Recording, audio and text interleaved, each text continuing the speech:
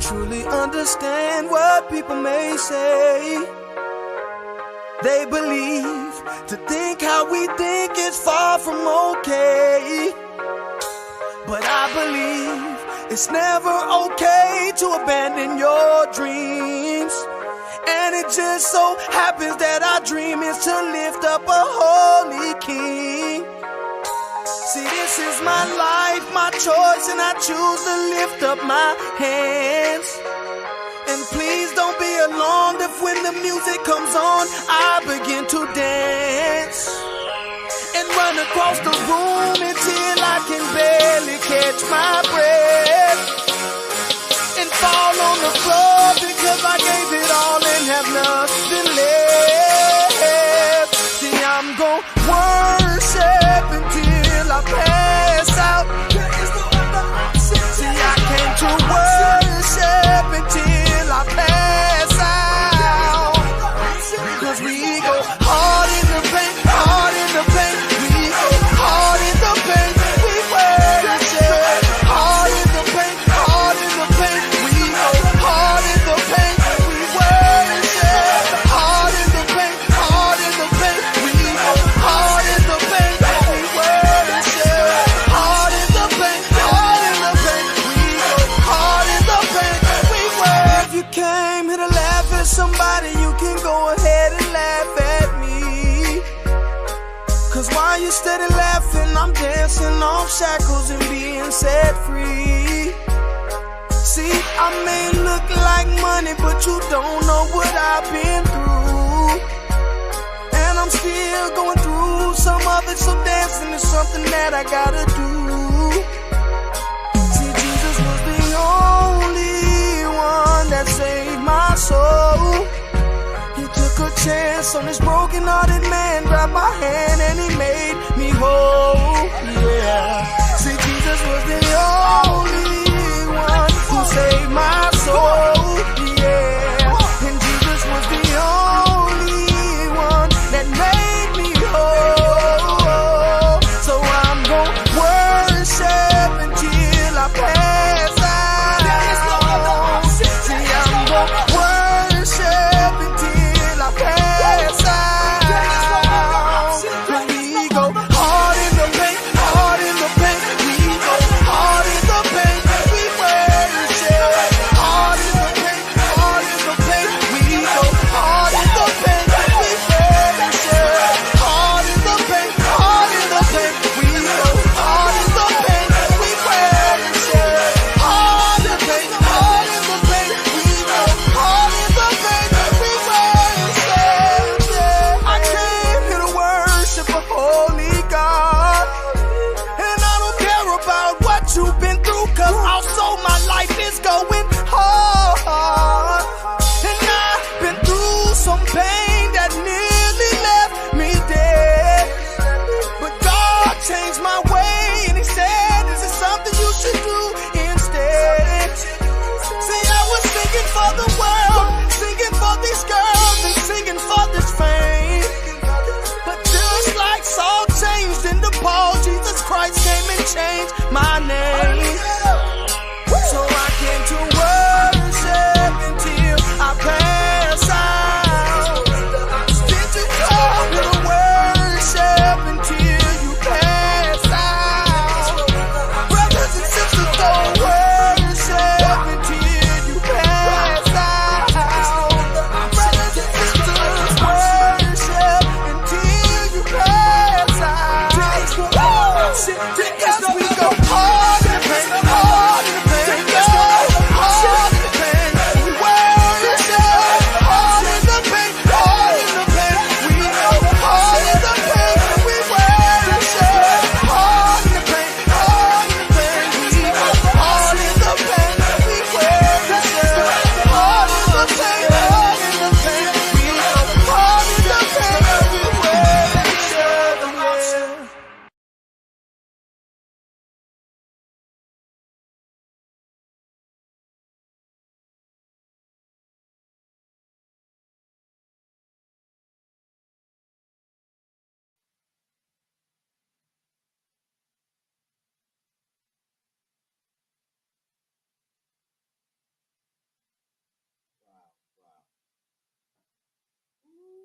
Hey, welcome to the session, Bible Beats and Bars.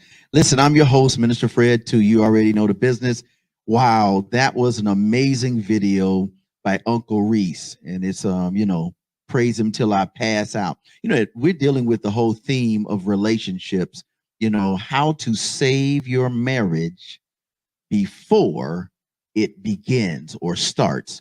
And then for those that are already married, like we get it, understand it.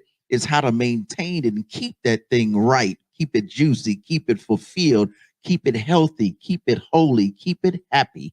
So without any further ado, I want to introduce our guest again. Was with us last week. I mean, he was doing some amazing work. He set it off. It's none other than Dr. Michael A. Cross. Hey, welcome to the show, bro. Welcome to the show, man. How you feeling? Oh man, doing good, man. Glad to be back one more time. Yeah, you How you back doing, again? Minister Fred? I'm doing fine, man. I'm doing great. I am doing swell. Listen. I'm going to read the script we had last week, man. We talked about Genesis 1, 27 and 28. And I know this week we got a new script. We're going to deal with, what is it? I think what we'll do, Philippians 2, 5. 2:5. Does that work? Okay. Let me Yeah. go back and do that that Genesis 1, 27, 28. And then we're going to pick up Okay. where we left last time. And it's good seeing you, Doc. All right, Genesis Yeah, man, 1, you too. 7 through 28 says, God spoke. I remember you said last week that God is the author of good, healthy relationships and marriages. So God spoke, and this is what he said. He said, let us make human beings in our image, make them reflecting our nature, our image, and our likeness, so that they can be responsible not only just for the fish in the sea, and not only the birds in the air and the cattle and all that is on the earth itself, but for every living thing that moveth on the face of the earth. God created human beings. Listen, that's us. And he created us godlike, reflecting God's nature, prospering, to reproduce, and to feel the earth, and to do and take charge successfully. Man, listen, Doc, we talked about this, but go ahead and just build a little bit on that as I pull up this next scripture, because I think it's important as we get into the second segment or the second show series that is. And I want you to share a little bit on once we get to that point. Go ahead, man. Oh yeah. I mean, it's a powerful text. At the end of the day, what the Lord is saying is that again, you are to take dominion. I have set a blueprint. I have established a set of guidelines for you to have a successful marriage. And from the time of the Garden of Eden, when everything was all perfect, he said, "Hey, go out, procreate, multiply, build the earth." All the things that you have to do in order to have a successful marriage has been laid out by the scriptures. And when we go into this next text, not only is it the physical and the emotional, but it's also the mind that is to be considered when you are going into a marriage. What will be your mindset? And we're going to cover that today as we move forward in our next segment of building your marriage before it starts. And I love that. I really like the fact that we're building a foundation that leads to a marriage that will last throughout eternity. You know what I'm saying? Like, I love that. Now, so let me read it. Philippians 2, 5, and actually I'm going to do 6 too. It says, think of yourselves in this way, the way Christ Jesus thought of himself. He thought himself not equal. He thought himself to be equal status with God himself, but didn't think so much about himself that he had to cling to the advantages of the world itself, no matter what it was. Because of that, his obedience, God lifted him high and honored him far beyond anyone and anything ever, so that all created beings, that's us, right, in heaven and in earth, even those along and those that have lost their life and buried, may be able to bow and worship him, because he said in his word that we can think like he, because Christ has given us that ability. Doc, what that's heavy, bro. That's heavy. That's heavy. Yeah. Let this mind be in you, which is in Jesus Christ. That But when you break it down, it's just like, Christ was like, "Oh, let me show you how to do this." What you saying, bro? Right, absolutely. I mean, one of the first things that Christ is teaching us in letting this mind be in you, which is also in Christ Jesus, is what did Christ do? Christ said, let me put together a plan because of sin.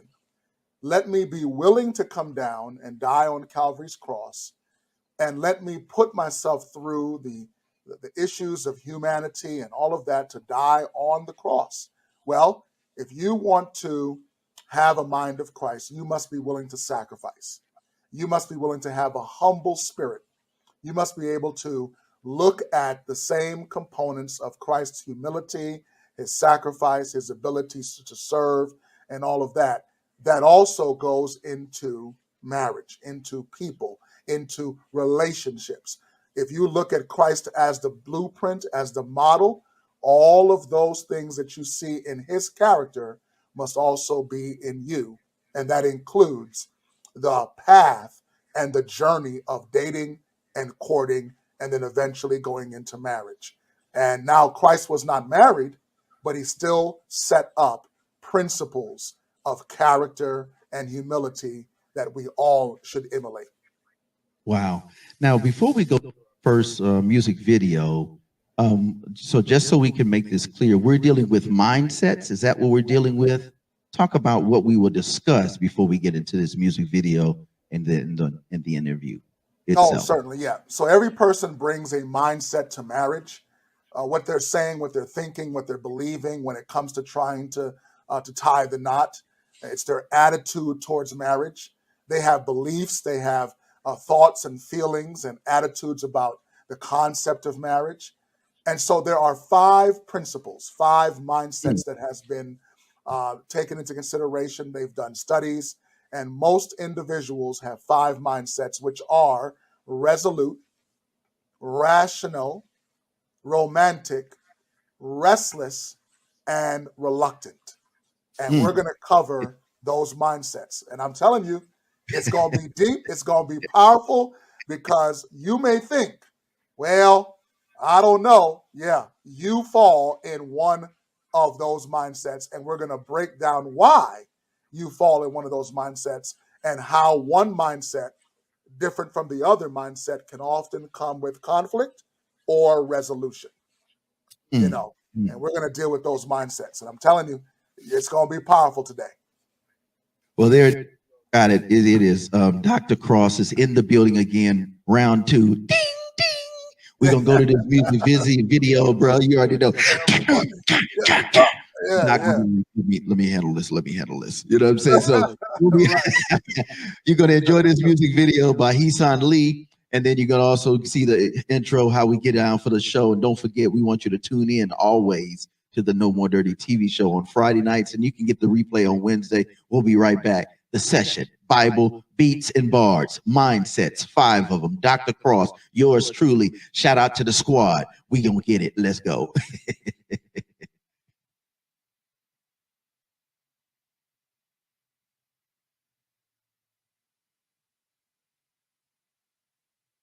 The blood of Christ made us clean.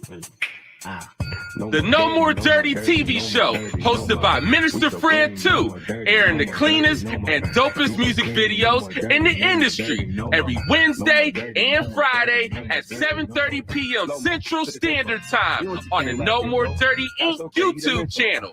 We got clean, positive Christian hip-hop and urban music for your viewing and listening pleasure. We also have music video exclusives, interviews, ciphers, life lessons, and more. Make sure to follow us at Minister Fred 2, at No More Dirty Inc., and at No More Dirty Radio Show. For more information, email us at info@nomoredirty.org or call 256-698-9749. The No More Dirty TV show. Connect with us and tune in.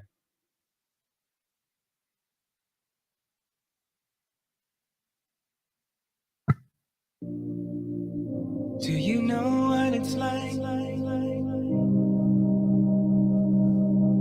when everything is screaming, get me out?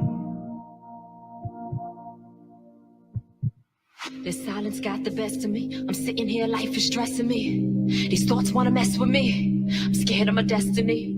I close my eyes trying to find peace, hoping I can tell myself I can make it. But I can't take it, can't take it. Wait, I'm okay, I'm okay, I'm okay. It's all in my head, I'm okay, I'm okay. No, I'm not okay, no, I'm not okay. These thoughts won't stop. At chest pains, they exceed me. Heartbeat, take it easy. Losing breath, I see me dying. Jesus, don't leave me. Looking around, trying to catch my breath. Scared this moment will cause my death. My vision's blurry, these hands are shaking, thoughts won't rest. Had trouble breathing, now I'm pacing back and forth for air. Run to the phone, call 911. My hands are shaking, I'm too scared. My throat is closing now. I can't swallow now. Keep breathing, don't stop. Keep breathing, don't stop. Inhale, then exhale, take it slow. You got this locked. Don't let this overcome you. Close your eyes, the panic will stop. Do you know what it's like to live like this? When everything is screaming, get me out of this. Do you know what it's like to live like this? Well, if you do, then I'm with you.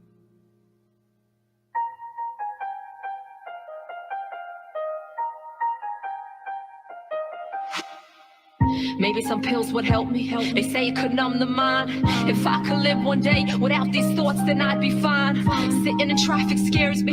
Flying on airplanes scared me. The thought of never escaping, it's like you can't prepare me. I feel like I'm barely making it. Living this life with fear, no breaks in it. Put all of my days in it. Put all of my shame in it. I'm tired of living this way, I dread it. They say don't sweat it. It's clear they'll never get it. Imagine living your life in fear. Never in peace, never be near the joy of living in freedom. Everything's gone except your tears. Crying for someone to save you. If anxiety can replace you, if it's someone else, I'll trade you. Take my place, I need a breakthrough. My heart is growing tired. All the trauma that I put it through. My life's too short and it shouldn't do what fear inside tells me to. Inhale, then exhale, take it slow. I got this locked. Don't let this overcome me. Close my eyes, the panic will stop. Do you know what it's like to live like this? When everything is screaming, get me out of this. Do you know what it's like to live like this? Well, if you do, then I'm with you. Listen, everyone's got a story to tell. Sometimes you see heaven, sometimes you see hell. This life ain't easy, believe me. Hard times come, at times they need me. Sometimes they leave me, but I made my way through this battle. Saddled up, never throwing the towel. It's okay to be anxious. It's okay that we're not perfect. It's okay that I'm broken, coping through this life. I know that it's worth it. My Savior's hand is lifting me, uplifting me. He lives in me. His promises He gives to me. Panic attacks are real, but still my heart they never will. No God's will, I'm standing still. Feel His presence, know it fills every part of me. He's a conqueror. He told me don't quit. There's no blocking you. When trials come, I'll rock for you. I finally found this peace. I'm making it. I'm chasing it. It's here with me. I'm embracing it. Every time it leaves, I'm taking it. Proclaim my story to the nations. Patience, all I'm facing. Life's amazing. Keep on racing. Don't give up. God is waiting.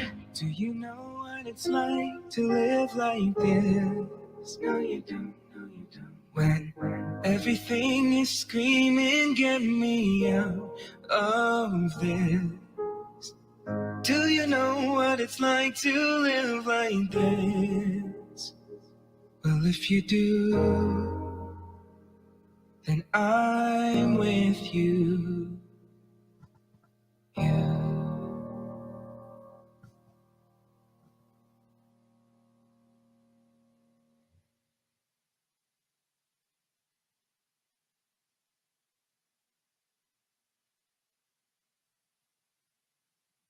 Wow. Wow.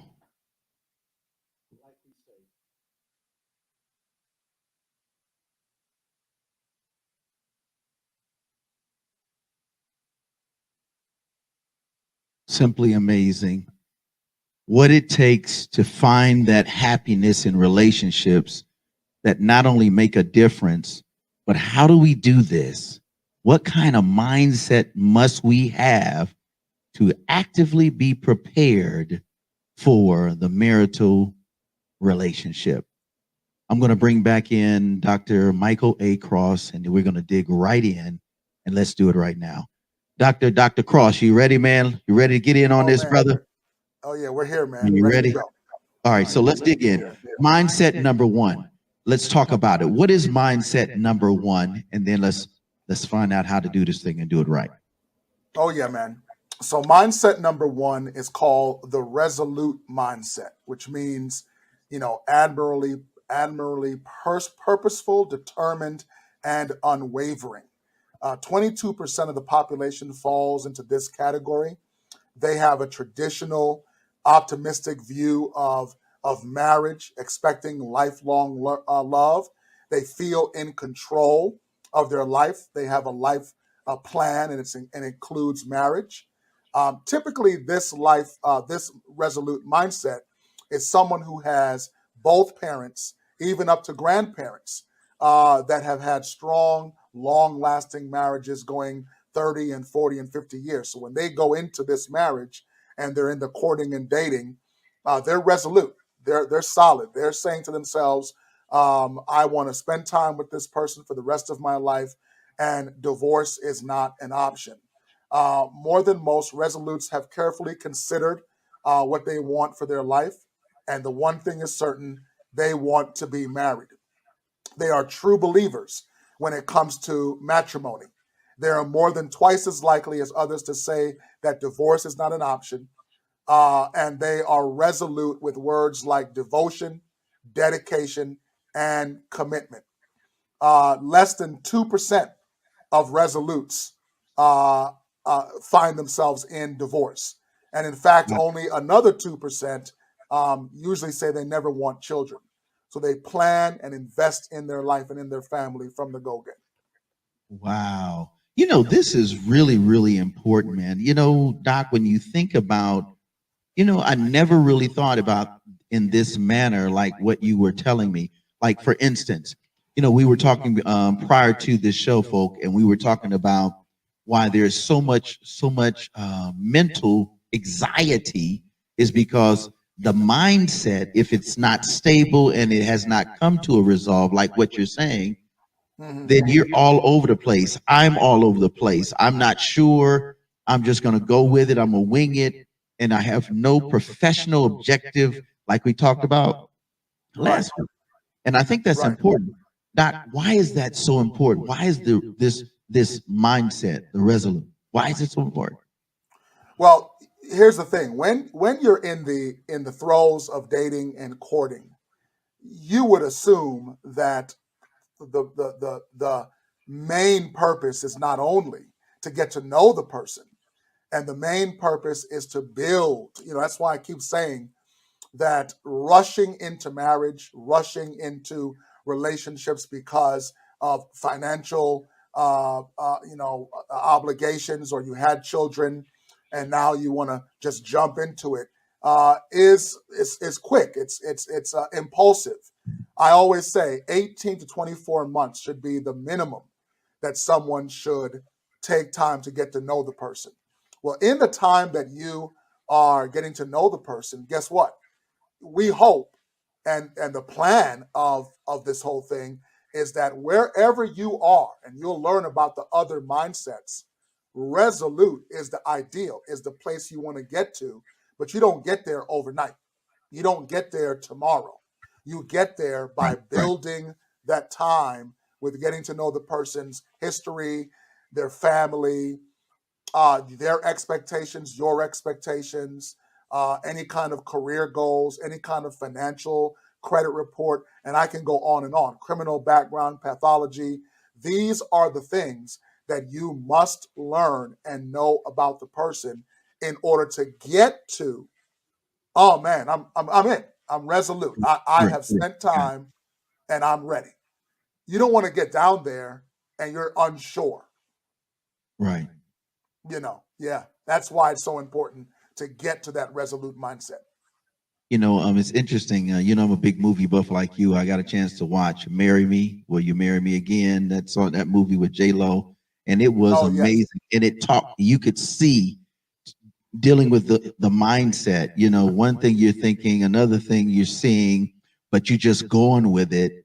And really, there is no full connection. You really don't know the person. You're trying to figure out, where do I go next? So, what the other thing that was important about this, which really stuck and hit me like a brick, really, was you said 22%. Dude, that's a marginal percentage. Let's talk about that. Like, I think that's important in relations to 100% and the 22% of the population. That's all of us in this whole globe around the world. Right. You know? Yeah. So 22% covers 1 in 5, right? So 1 in 5 equally across the board, men and women, okay, are resolute in their desire to be married. I mean, you and I can just go and look at our friends and look at our acquaintances and look at people that are in our circles that are single. And if you ask most of the people that are probably a little bit older, some in their, in their late 20s or 30s, some, past 35 or 40, they begin to build on that resolute mindset. When you're 20, you fall in love, you date, you this, you that. But as you watch those movies like that, as you see your friends and family, as you see aunt and uncle, as you see grandmother and grandfather, as you see society around you, what happens is you see the pitfalls.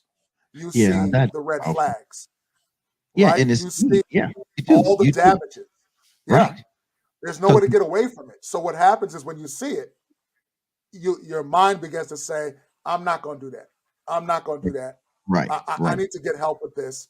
And as it builds, I become resolute that I want to find someone to spend the rest of my life with. That's powerful, and it's interesting because in part of what you share was that this mindset, this when you look at the individuals in this category, they had two parents. We don't. Yeah. It's over 650 to 60% of broken. And there's just single parents is the takeover right now. So then this what we're talking about today is super duper important, because if we don't understand what's going on now that we don't have as many two parent healthy marriages that you see on the regular, this is great information, Doc, and we appreciate you for real for doing this. And you'll see the mindsets change as you go to one parent, as you go to divorce, etc. We have 4 more to go. So right now, yes, you have that population of solid 60 and 50-year parent, and then their child says, you're my role model, you are our example, and I want that same example. But as you, Minister Fred, talk about the broken dysfunction, a lot of single parents, a lot of single moms, single dads, multiple marriages, blended family, the mindset changes. And we're going to talk about why those mindsets are different from the resolute mindset. So do we want to go into the second one, or do you want to kind of give a precursor to the second? Tell me how you want to do that. Okay, we'll do a precursor to the second. The second one is the rational mindset. Okay. And we're going to talk about that. The rational mindset takes up 23% of singles ages 18 to 30. And once again, the rational mindset deals with someone who sees those issues and realizes that marriage needs work, and they put the work in. And we're going to deal with that in a moment. Wow. So let me ask a question before we go into the second mindset, and then we're going to do let's try maybe do the third one and then go into music video. When we look at the comparison of the first mindset, which is 23% of the population, and now here you are talking about the second one, which is rational, and it's 23%, but it's leaning heavily toward the single population, those that are not married. What does that really say? And then go right on in and talk about that second mindset. Right.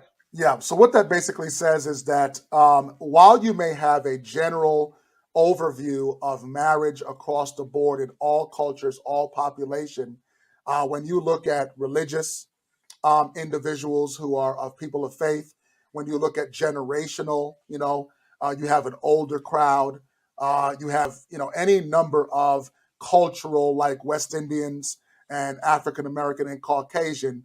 Then the resolute mindset covers everybody, that in general, 1 in 5 people simply want a solid, strong marriage.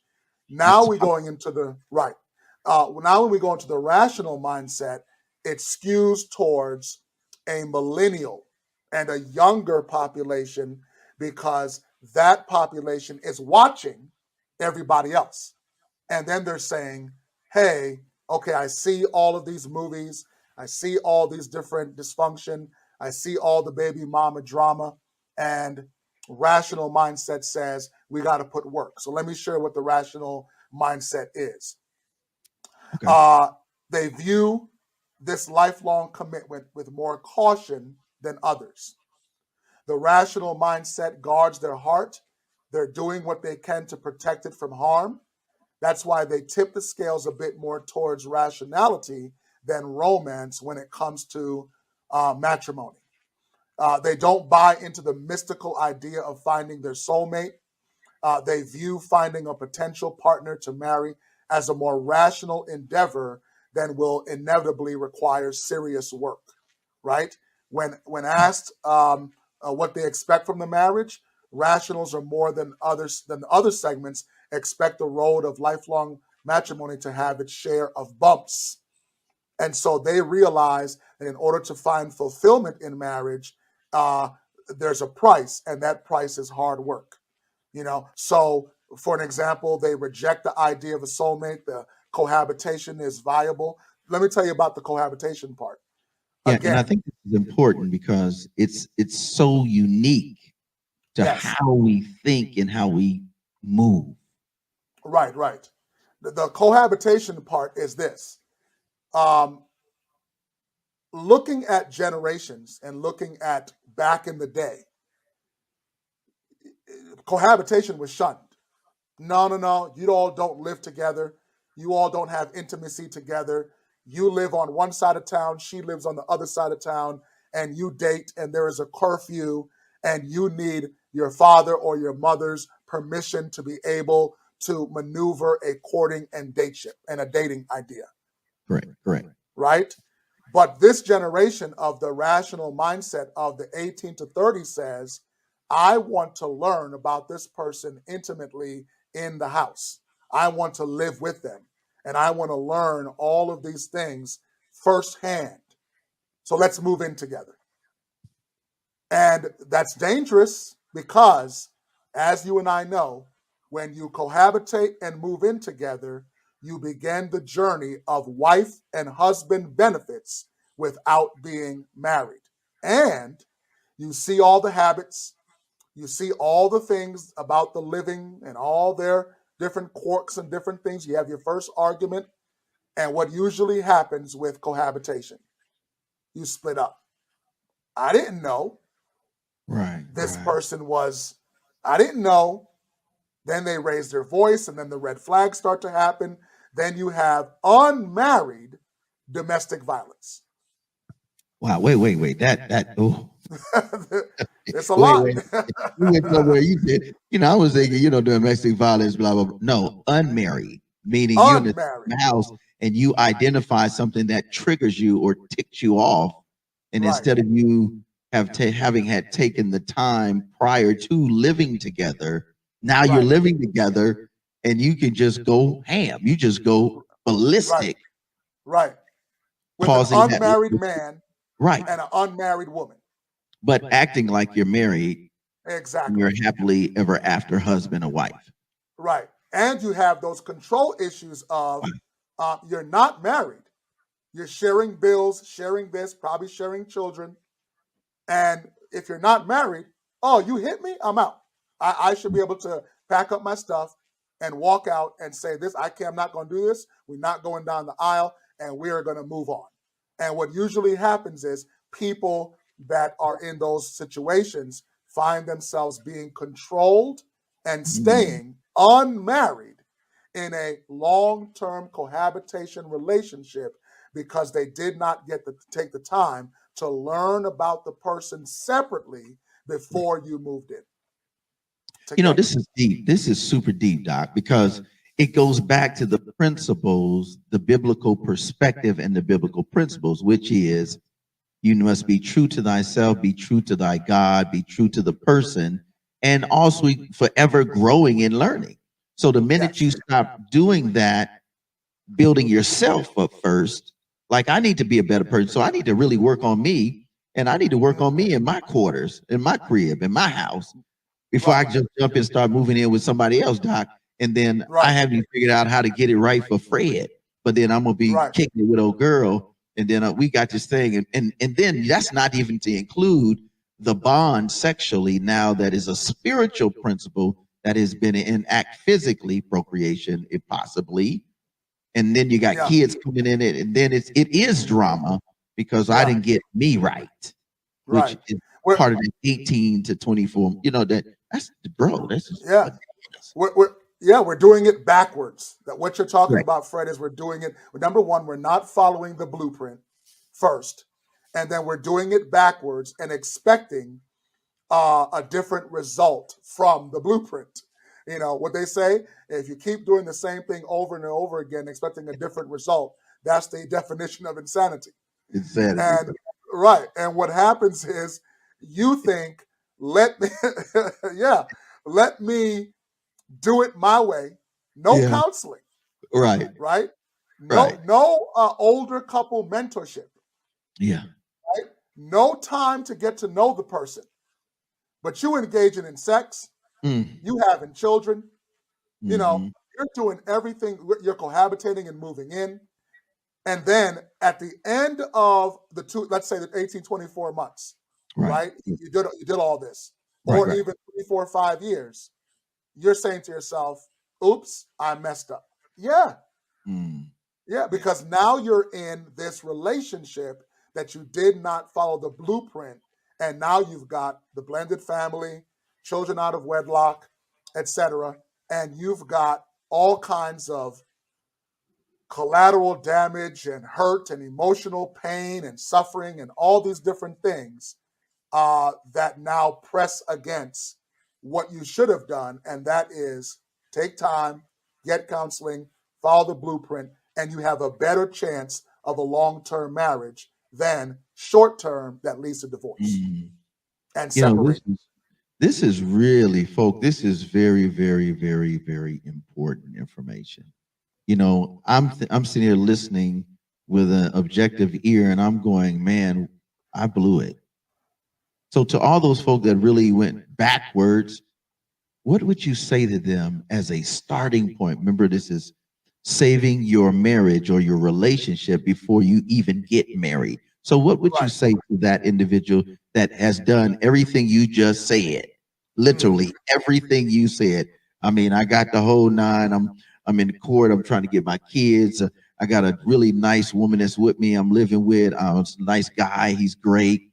We go to church together. We do all of that. What would you say to that couple right now? Oh, right. Now, listen to me. Those of you that are listening, watch this. Every moment that you wake up, when you have breath in your bosom and you wake up, first thing is you thank God that you are alive, and you thank God for another day to praise his name and start over. You know, we die daily. And if we die daily and put away the old man of sin and start every day, the Bible says that his mercies are new every morning, right? Now, what that means is there is redemption. What that means is that there is an opportunity for you to start over and to make things right by biblical counseling, getting someone like myself to help you through those marriage concerns or premarital concerns, finding an older couple to mentor you, going to marriage and pre-marriage workshops to get objective perspectives from other people in the same situation. There is always room for growth, and there is always room for redemption and starting over. And so, whatever situation you're in, whatever baby mama drama, whatever court situation you're in, whatever, go back, start today and say, hey, honey, I love you. We're going through some stuff. let's go get professional help and let's begin to start this journey back where we can restore and we can save our marriage before it starts. This is powerful. And here's what's beautiful about what you said. I just from a spiritual yet practical, it goes back to what you said in mindset too, is that at this stage in your life, you can say, God, I wanna get back on track. And then when doing so, like Chap just said, like the good doctor said, you have to put the work in, redoing and deconstructing stuff that don't need to be in your life, and then saying, babe, let's do this together so that we can be a couple, a married couple. And I love that. I love that, Doc, because at the end of the day, there really is hope. Like there really is hope. And even though you might have gone the cohabitation way or other different journeys and paths, you can always get on the right path by being rational and saying, okay, what do we need to do? Step 1, step 2, step 3. What do you think? What do you think about that, Doc? Oh yeah, absolutely. I mean, Fred, you hit the nail on the head. I mean, that's it. The Lord forgives. Anytime you go before him, before the throne of grace, Lord, now you know my situation. Yeah. You know that I was young and inexperienced and I did not make the right decisions. Lord, I made some mistakes. Oh God, I am now in a situation with, this woman, this man, where I've got, child support and I've got to get a job and I've got to work on my education so I can afford, the mistake that I made. Lord, I may have a felony on my background. Lord, I've got, 2 or 3 kids from different individuals. Lord, whatever the situation is, Right. Right. there is room for you to turn around and say, from a rational standpoint, we need to put this work in by getting the help that we need, and we can start today. We can sit down and start today on a path towards the blueprint, the path towards less stress, the path towards less depression, the path towards less suicide, the path towards restoring relationships with your children, the path towards less depression. All of those things you can start today and say, we made mistakes, but let's get help. And that's what we want to share with you today about those mindsets, because those mindsets are important, to where you are and where you've been and where you want to be. I love that. And I want you to give your information before we get to this third point. Again, which, like you said, ultimately, if you and your significant other, your love of your life, this will lead you back to the road of marriage. Happy, holy, ordained, approved by God marriage. And so don't give up. I mean, I get it. Some of y'all been living together 4 years. We're not saying just up and throw it. No, we're not saying that. What we're saying is, now what you need to do. You need to be planning. So you need to call Dr. Cross or one of the great Christ-based and biblical-based objective counselors, and and just say, hey, so give me your information before we get into this third one. I think it's important. You know what I mean? Oh yeah, absolutely. I mean, you can reach me. You can reach me. Just first and foremost, go to Symbis, SYMBIS.com. And there you'll find all the information about saving your marriage before it starts. I provide virtual, counseling as well with this wonderful technology of Zoom and all of that. So you can, look me up, Dr. Michael Cross on Symbis. You just search for the facilitators searching area. And you can also email me at dr, that's David Romeo, dr. Michael A. Cross at iCloud.com. MICHAEL A Cross at iCloud.com. And I'm more than willing to give you, consultation and help you see where you are and get you to get to the assessment that begins to pull out the mindset, pull out those red flags, pull out your marriage momentum. And we go through 8 to 12 sessions. If you want less, we can work that out. If you want more, And then another thing I do too, and I want to make this very important, Minister Fred. Go ahead. Just because you go to an 8 to 10 session or 12 or even 15 before you get married does not mean that you stop. Okay, honey, we finished the sessions and we're ready. No, no, Yes, no. sir. I tell my couples, because the Symbis assessment pulls out or prints out like a 15 to 18 page report. Couple, take 1 page a month, work on that page, and now you've got a page or a section of the report that you're working on in your first 15 to 18 months of marriage, Wow. right? Wow. So that when you're married now, you're still in premarital counseling while you're married and addressing Ooh. those issues. Oh, man. Oh, man. Yeah, Yeah. listen, that's good. That's good. And here, and I'm listening to you, and I'm going. Basically, you're saying you're staying actively engaged as a couple because not only you love each other, but because you want to get to know each other better. Now that Yes. you're in this side or on this side of the love relationship called marriage, Right. because you didn't put a Right. ring on it, or you put a band on it, or some folk don't do it, and they just say, "Hey, we love each other. We just get married and go talk to the preacher, the priest, or Right. whomever." You know? Right. Yeah. Wow, Yeah, wow, yeah. wow. And marriage takes work. So, so again, refresher, right? Oh, we've been married 3 years now. Is there anything that we need to address in the time that we've been together? Honey, I'm still a little bit concerned about your paycheck and the finances, and you kind of have an impulsive spending habit, as one example. Right. Okay. Let's address that. How can we begin to put together a better financial security for us? Because now we have children, now we have education that we have to pay for, student loans, et cetera, et cetera. We have a mortgage, right? And one of the top reasons why divorce happens in marriages, Minister Fred? Why? Finances. Money. That's right. Finances is the If she ain't top getting reason, she draining me, got to go. right, for divorce. Yes. Yes, sir. And so I'm just giving you one nugget of, hey, honey, it's been 3 years, 4 years, 5 years. I think we covered a few things in our premarital, in our first year, second year, but we still have some tweaks to do. How about that financial? So now you go to a marriage seminar that specifically deals with house finances. How do we make sure? Because remember now, if we're together and we're looking about long term and we're resolute, guess what happens in 10, 20, 30 years? Retirement. Come on now. Come on now.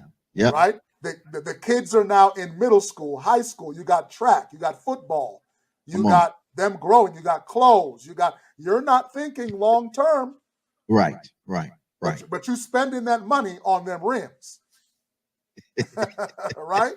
You're spending that money on that Gucci and on them Jordans. Come on now. Come on. Right?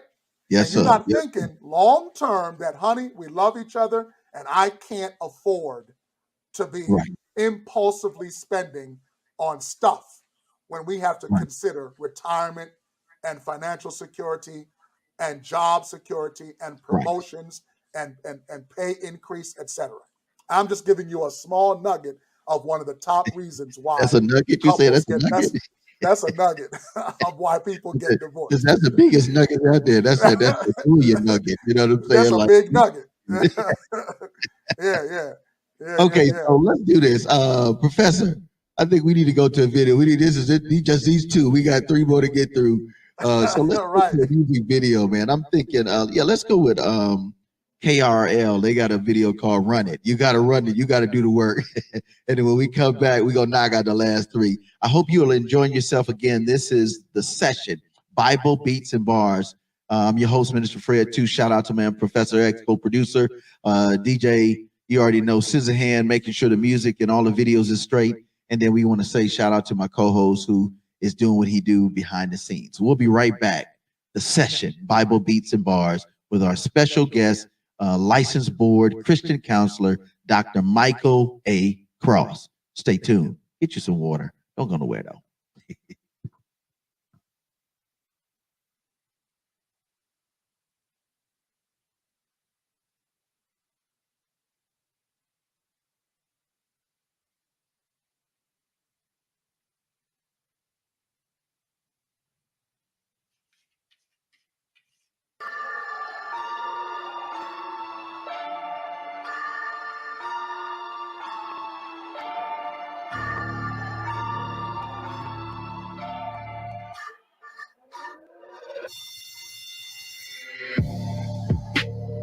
grace on grace on grace on grace.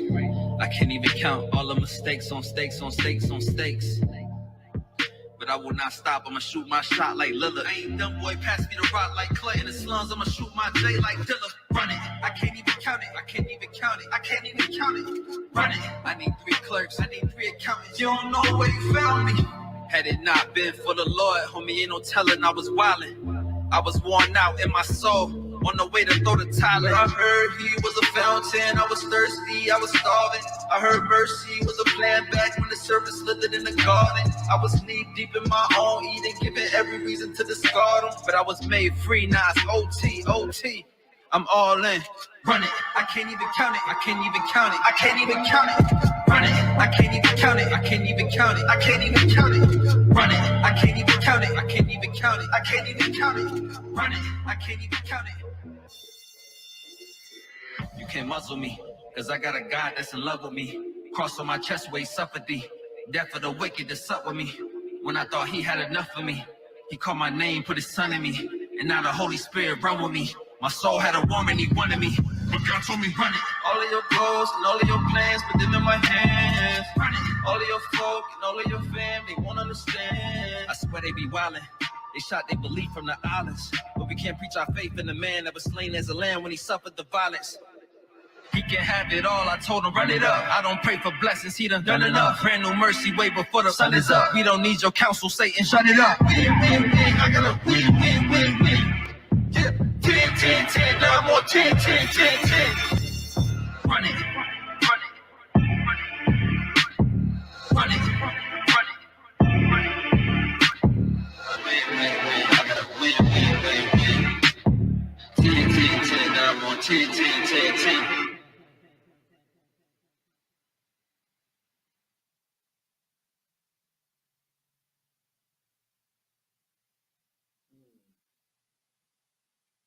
Whee! Running. Hey, welcome back to the session, Bible, Beats, and Bars. I'm your host, Minister Fred, too. Again, listen, we want to say thank you for taking time to check us out, hanging out with us. Make sure you go to our YouTube channel. Let me let you know what's happening so you'll know what's happening throughout the rest of the day, throughout the weekend, and also throughout the week. So, Professor, let's go ahead and do this real quick and get my man back in. So on every Friday evening, let's just start there. Every Friday evening, 7:30 Central Standard Time, you need to figure it out. It's the No More Dirty TV show. Now, here's what's really great. We've had such a great response by you all that we've added Wednesdays. So it's on Wednesdays at 7:30 Central Standard Time, and our premiere is every Friday. So we're on several different networks. So you just had to kind of figure it out. But you can always go to our YouTube channel, which is what we always ask, that you go and you subscribe. No More Dirty INC. That's every Friday and the replay on Wednesday. Then also we want to ask you to be a part of our celebration every Saturday. We call it our Biblical Sabbath Saturday Fellowship, and it's where hip hop meets faith. And it's the session, Bible, Beats, and Bars. That's what you're checking right now. That's every Saturday, 2 p.m. Central Standard Time.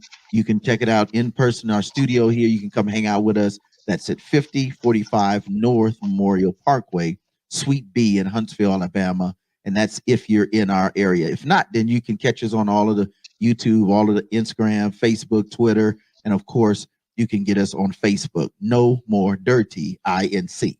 Then after you finish hanging out with us at 2 o'clock, we want you to go and turn on the dial, man, and hang out with us because we're going to be kicking it with DJ Scissorhand. He has a radio show called DJ Scissorhand Radio. It's every Saturday night, 9 p.m. Central Standard Time on G93. Shout out to our homie, one of our supporters, and one of our friends. That's edgainsentertainment.com or G93 Radio. Classic hip hop. All you got to do is just go and pull up the app, download it on your phone. You got it. It's lock and load, and that's what it is. That's on Saturday, every Saturday, 9 p.m. Central Standard Time. Then on Sunday, let's get it. You already know you get the whole squad. That's the No More Dirty Radio Show. That means you get life lessons with Coach. You get me, your host, with the most. That's Minister Fred too. You got 2 DJs, DJ Scissorhand and DJ Sam Smythe, the inspirational DJ, been touring with me for years. Then you also have Marcus Sims Media keeping us community connected. And then you have Scope, man. It always keeps it running, running, running. So you can catch us live. It's on the screen every Sunday, 5 p.m. on G93. We just told you get the app downloaded.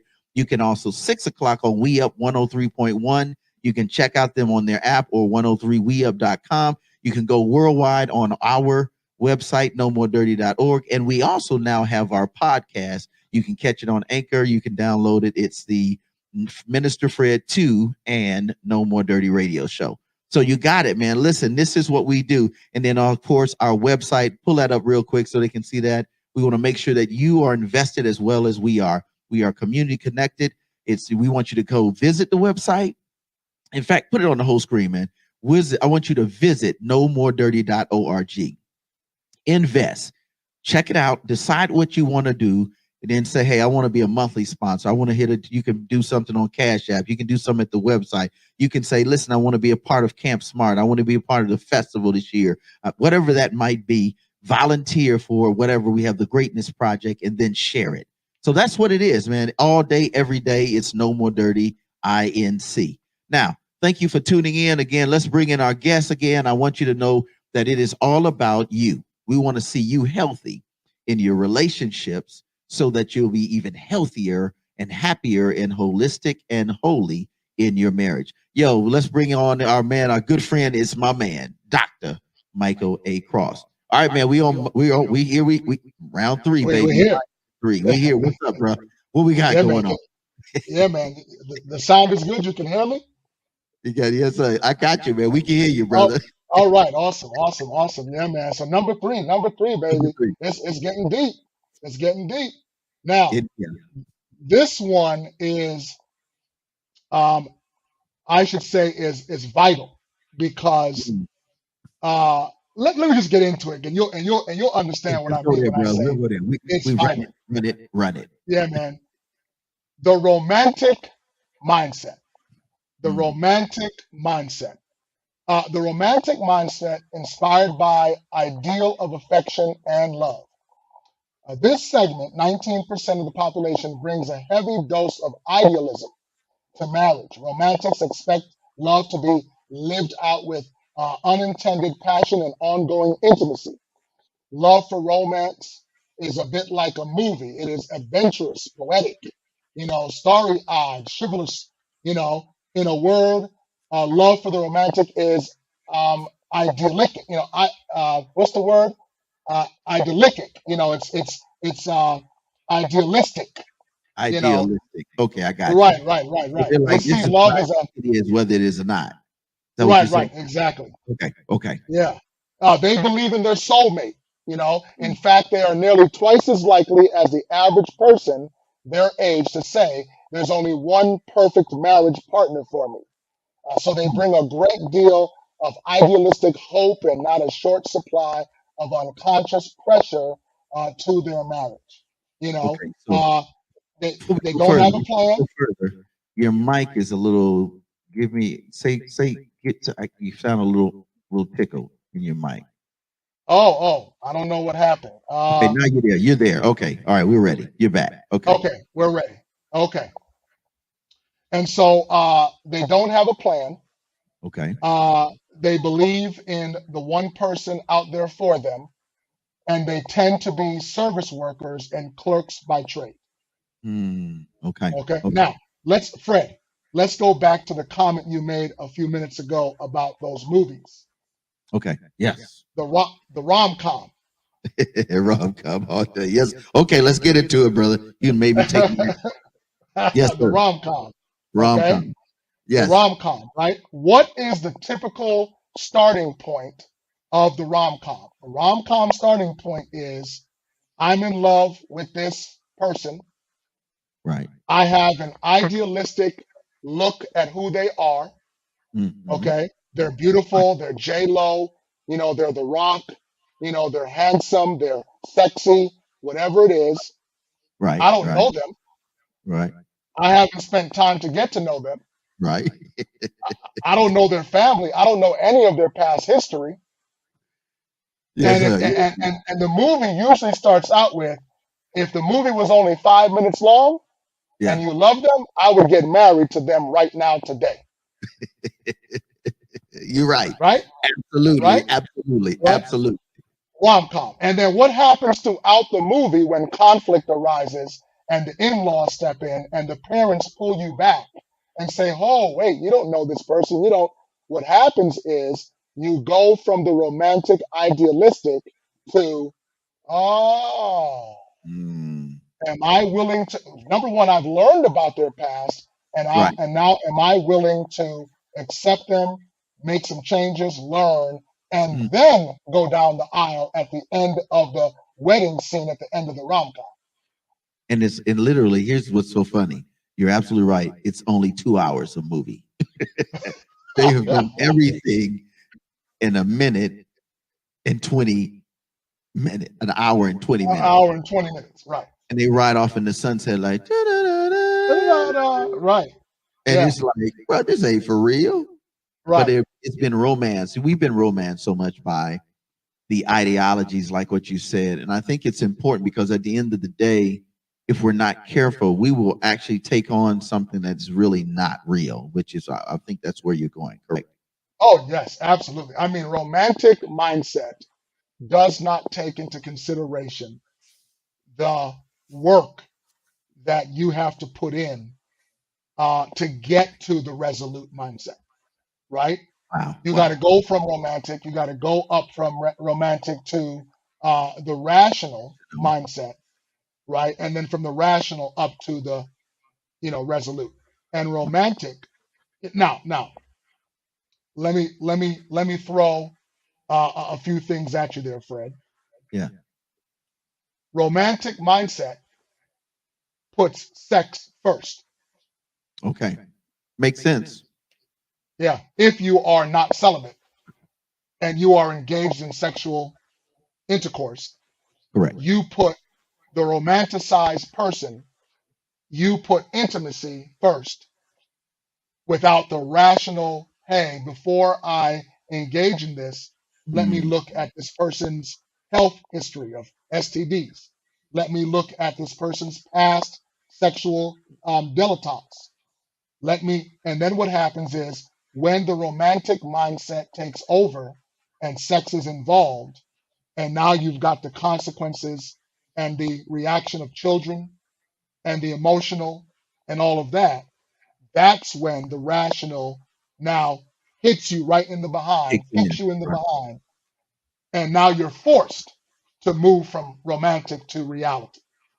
And you know what's interesting is, statistic when we look at how STDs and STIs get started, it's really because there's just a wave of all this wild frenzy in a lot of ways, Right. and or the reality is that because we don't have that relationship established, we hadn't worked for it.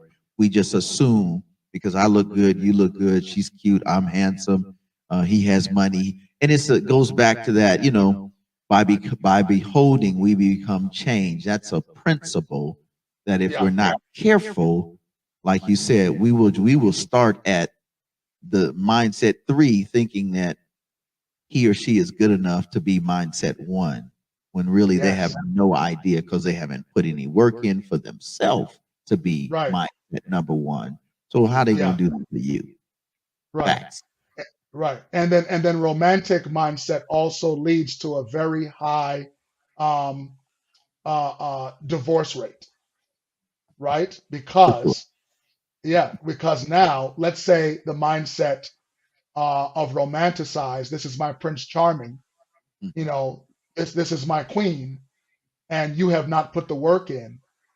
When you walk into the marriage and you're still thinking that it's romantic, and now you got bills to pay. Yes. Mm. Now you have health issues that may arise. Right. Right. Now you have, we don't have a dual income. You lost your job.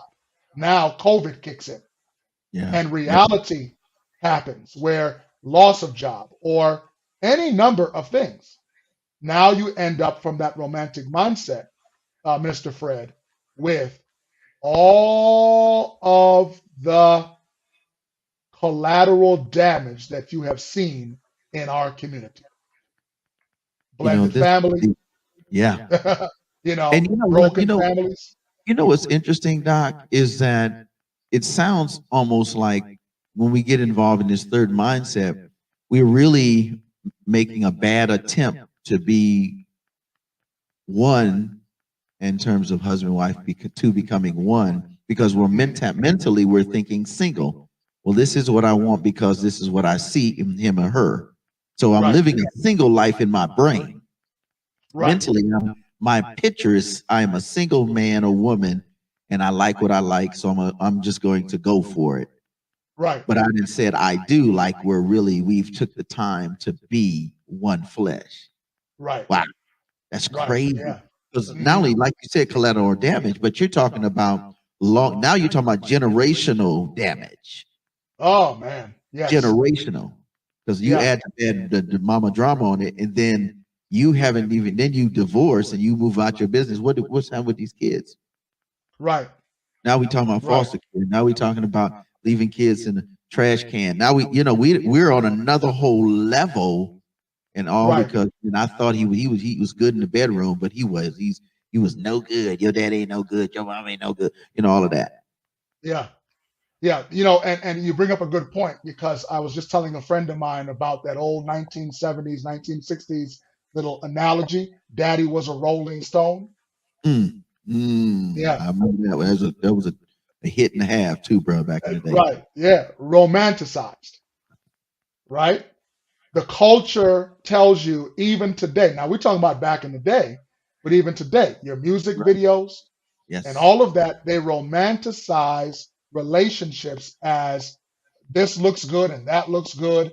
And she got a nice little, she's a brick house and he's a handsome, big, strong man dingo and all that. And you look at image and we look at, what we like you said, Yeah. but there's no substance Come on. in the person and in the relationship. Mm. So you in the bed, you're in a relationship, you're in a cohabitation. It's all great and wonderful, but you don't know this dude's back history. You don't know if he's a felon. You don't know if she got depression issues and she is, just recently somebody was killed by their girlfriend.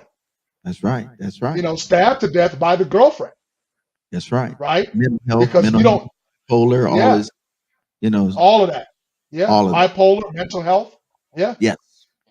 Yep. And so when you romanticize and you put sex and intimacy ahead of rational and ahead of being resolute, then you get all of those things that come from that said, the collateral damage of oh man, wow, I'm here and I got 3 kids and I got this and I got this man and I got this woman and I can't get out and I like him so much and I love him. And sometimes romanticize, you go back to the mess. Right. You entrapment becomes that entrapment. Yes, exactly. And I see that all the time. And You can't cut it loose. Right. You can't cut it loose until there's something traumatic or you get evicted or you're in some real situation. You and your kids are homeless. You're in shelters. We've seen that time and time again. And it becomes the new generational dilemma for the nation and for the city at large. Right. Now let me add this up, Mr. Fred. Another part of the romantic thing is this. And I'm not knocking any particular person that does this. I'm just giving the mindset of the person so you understand romanticize. Right. We understand. Okay. We're 25, or I'm 35 or 40 and you're 20. Everything is good.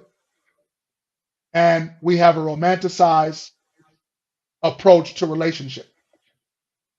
The moment that I get tired of you, or the moment that a new person comes along that piques my interest, or the moment that we have our first 7, 8, 10, 12 arguments and I'm just done, I don't want this anymore.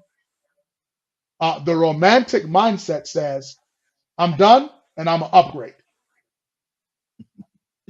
Because in the romantic mindset, I'm still looking for that soulmate. And that soulmate could be couple, spouse, not spouse, but significant other number 3, number 4, number 5, number 7. Because you're not putting the work in, I need to continue to try to find that next person. And so I put the other person out to pasture. I trash them and keep going to the next person. And what do you have? Blended family, There you go. multiple children. And I think this again, we are hopeful that this information is really making a difference as you think through everything you're hearing. And we understand that it is a choice, and then we understand that everybody is in a different space in terms of mindset and actually where you are in your life. The point of this sharing of this third point is, if this is where you are, we really strongly encourage you to get in touch with somebody objectively who is licensed, certified. And I'll say this, Doc, I work in housing. I work with families that have a lot of challenges and they're looking at reaching goals. And the blessing about being in this nation is that there are services that we provide through our tax dollars to be a blessing. Now, it doesn't mean to abuse them, but what it means is if you couldn't afford it initially, you could go down and you can apply for these type of services. But I think this is amazing, Doc, what you're saying, because at the end of the day, there is still hope, and there is still redemption, and there's still the unequivocal knowledge and understanding that God really is just getting your attention through maybe this mindset that's not as healthy where it should be. Let's deal with number 4, Doc. Let's bring him back in, because I think this is really, really important. Let's deal with mindset 4. Oh, yeah, absolutely. So mindset number 4 is the restless mindset. Okay? The restless mindset. Restless. Right? Restless. We just dealt with romance. Right. Now you're restless. We got you restless. Yeah. Oh, go for it, Doc. Now, the restless mindset, 1 in 5 singles, 18 to 30, have a restless mindset. Marriage is a distant goal for this group. Their ambivalence about marriage is reflected in their strong feeling for and against it. They lack confidence in their skills to make marriage work. It is, now watch this, predominantly young males. 70% of young males are restless about marriage. They are risk takers and focus primarily on having fun. Okay. Now they're ethnically diverse within the higher income. Okay. And let me share a couple more little nuggets about the restless mindset. Okay. You've heard the phrase ants in the pants, right? It usually refers to fidgety kid who never seems to sit still.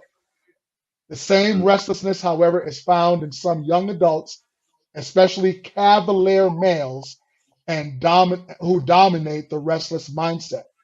They aren't ready to settle down. They're too busy exploring their options. They're not looking for responsibility. In fact, words like dependable, consciousness, loyal, serious, and responsible seldom enter the picture.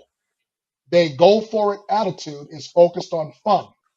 And the fewer responsibilities they take on, including marriage, the more fun they believe they'll have. Okay? The restless mindset wants to be, they don't want to be married. They want to be married, but they're not rushing to the altar. Okay? Wow. Yeah. This is interesting when you look at restless, and that's mindset number 4. And if we go up to 3, we're dealing with romance. You know what I mean? The romantic. Because it's really almost like I'm listening to you, and I know folk are going, wow. It's like I choose fun even over being romantic. But I'm going to have so much fun, I'm going to include it, but I ain't worried about really being responsible. No responsibility. I'm not worried at all about anything that would make me a catch or attractive other than my swag. Right. And 70% of the brothers, bro. 70% of That's men. not good. That's not good. That's Yeah, not. 70%. Let me see what my document says here. I'm looking at it, and it says yes, predominantly young males, Mm, 70%. So we're talking, the 18 to probably 25, 27. You may squeeze up to 30. right. But the jock, the bachelor, Yeah. the lawyer, the working lawyer that just finished graduate school, and you know, and they're just out to the club, they meet whoever, Yeah. no emotional attachment, and just having fun and restless. And watch this. 70%, they have relative to their peers, they have a greater tolerance for physical abuse. Okay. And the same is true for drug use. They have expectations when it comes to sexual fulfillment. Still, they are far more likely than their peers to not get married for fear of possible divorce. When asked what holds a marriage together, they are likely to say loyalty, Wow. Crazy, right? man. Listen, yo, that's deep. That's super deep. Yeah, yeah. So It, yes, it's deep. Go ahead. yeah, yeah. So you see that mold. We all see the movies, and we all have friends, and we all see people that fit that exact mold right there, right? Yeah. The alpha male that has no responsibility, no moral barometer, right? They are just out for fun and abusive, controlling, etc., and just sex over here, sex over there, throw you away, pay you some money, keep it stepping. I'm about my career. I'm about me, myself, and I'm not Mm. looking to take any kind of responsibility. And uh, I am not looking for you to change me and to tell me what I need to work on in order to be married. This is deep because we usually on our show we do an exclusive for this series, but we do a thing that's sponsored by Drug Free World, and they always talk about the different drugs that the recreational. This is that recreational drug um, population, if you please, where they just say Hmm. live for the moment. They have the money to be able to enter and get engaged into these type of vices, and even the relationship is a vice. See, that's what's really deep about this is that man, it's just another conquering situation. I'm just conquering this one and that one, and then I'm gonna get high. I'm gonna drink as long as it's my body, it's my life, and so you have taken, that mentality. And here's the reality: it's dangerous. It's dangerous. Let alone not being happy because you're just filling yourself with stuff. And that what did Jesus tell the rich young ruler? He said, just get rid of all, just sell all of that and come rock with me. How many of us are really gonna rock with the Savior, man? When we Yeah. can be doing this all this wilding out. We just wilding. You know what I mean? Wow. Okay. Anything else, or we want to get to the fifth one? No, that we're good. I mean, I think that we've covered the restless mindset. I think it's important. I think that we need to see now. Another thing we have to do is we have to look at those red flags, because the restless mindset also presents a whole plethora of red flags. So let's say that you, the woman or the man, Okay. are resolute. You may even be rational, and you get involved with a restless mindset. Mm. The first thing that you're going to look at is there are a whole lot of red flags that come with a restless mindset. Wow. And I would recommend, if the red flags get to the point where they're abusive, physical or verbal, where they are a non-caring, kind of person, you ought to reconsider getting into a relationship with this person, and just moving on. Because yes, there is somewhat of an idea of hope and change, but it has to be a serious, total 180 for them Yeah, to go from restless to resolute. you're absolutely right. And if they're not willing to do it for themselves, you are just a victim. Hear me well. Mm, You're a victim, and it's a very dangerous place for you to be, or a relationship to even be sitting in, because at the end of the day, we see it all the time. Obsessed, if I can't have you, and I'm abusing you and doing these things, then no one else, and you find somebody dead. So we mm. want you to just be very mindful of that. So let's dig into the fifth one, and then we want to wrap up with the redemption piece for these last three. So the fifth Okay. one. All right. The last one is a reluctant mindset. A Okay. reluctant mindset, exhibiting resistance or unwillingness. About 14% of the population is not the marrying kind. More Mm. than any other segment, reluctants are cynical about matrimony. In fact, it's the only segment to lack a desire to wed, probably because their own homes were examples of how not to do it. Okay? They are anti marriage, fearing lifelong commitment more than others. They believe people are better off staying single. Strong proponents of cohabitation. Having children does not appear to influence their decisions to marry or to stay married. They show average education and slightly lower income.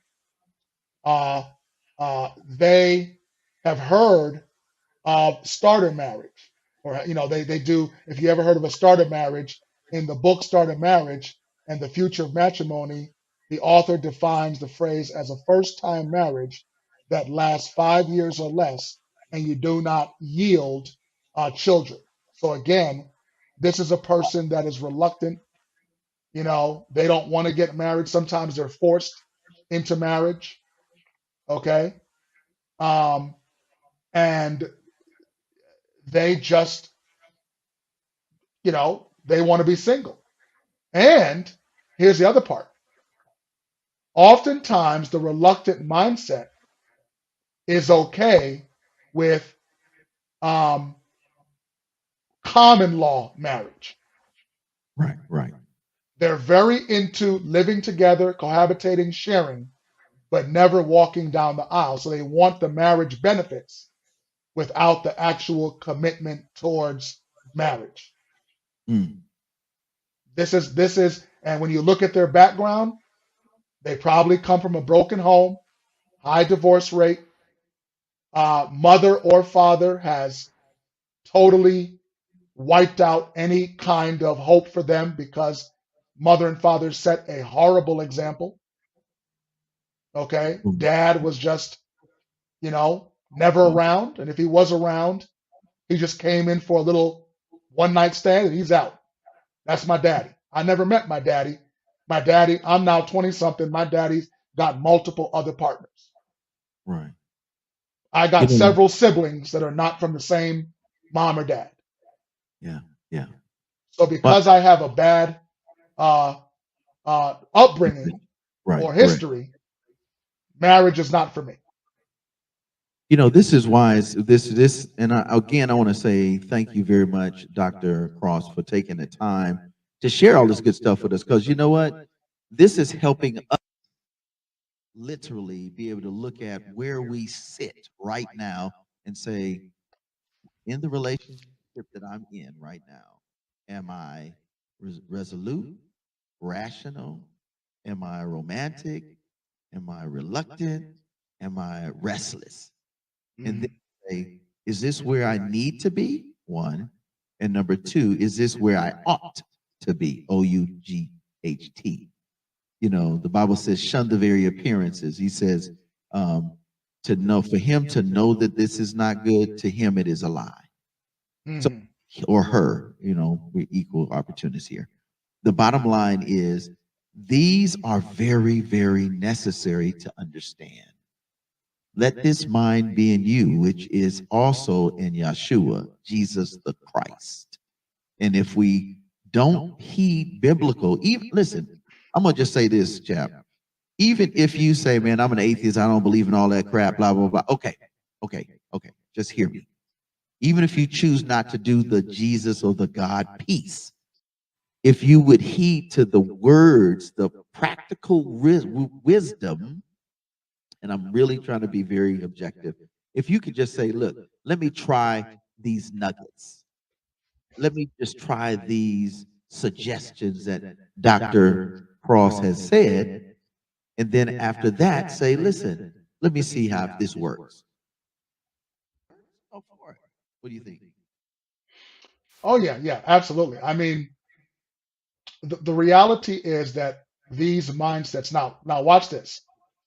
Okay, hang on one We second. have been talking. We've gone into space. So we're going to try and get this technical piece straight just for a second. And if not, then you all, we're going to say thank you for your consideration and bearing with us when we're doing the rap. I don't know. There's a little echo. All right. Okay, let's do this. Let me change my mic, and you go on to a music. I think the viewers want to hear a nice Okay, strong let's do music that. break. Let's go to a Yeah. music video, and then we'll be right back with the wrap up. Let's hear some from 1K Pew. 1K Few. I'll say that, man. That's my dude. 1K Few, you already know the business. It's no more dirty. You know, the session, Bible, beats, and bars.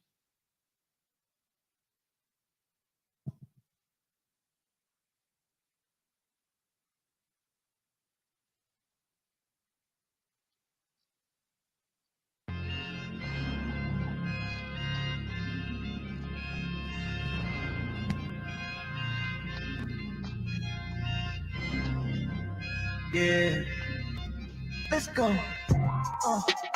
Yeah. Wake up in the morning with a bag already.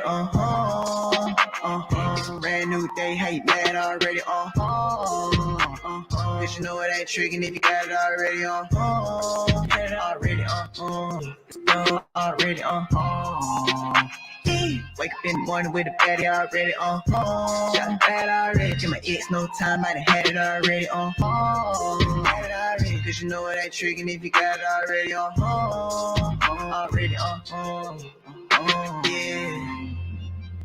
Yeah. D. Let's go.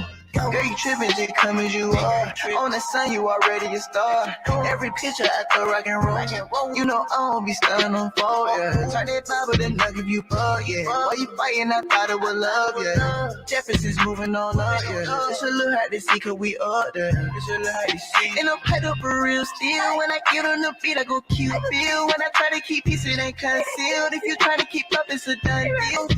I swear it's a real thing. When they take out the drip, but they real green. Like the police behind me, I've been seeing them. Already, already, and I don't really care about fame, yeah. I might as well stay in my lane, yeah. Only been scared of one name, yeah. Wake up in the morning with a bag already, It's a brand new day, how you mad already, Cause you know it ain't tricking if you got it already, Had it already, Let's go already, Wake up in the morning with a baddie already, Shot bad already. Give my ex no time, I done had it already, Had it already. Cause you know it ain't tricking if you got it already, already, yeah. My little young ain't gon' jump out the porch. For the lamb, he gon' jump out the porch. For the fam, he gon' jump out the porch. We gon' pull up for family, of course. Don't get paid in the south, he gon' north. Had to run in the sun, it was scorched. OG said he gon' pay me the torch. Told me that in 2004. I was 10. Had to go take a ride already with gorillas on the side already. And the ops tried already. We bout to go worldwide already. I was too young to ride on Chevy. My granny say something in the trunk smelly. Cat about showing all my fitty, but they know what's going on already.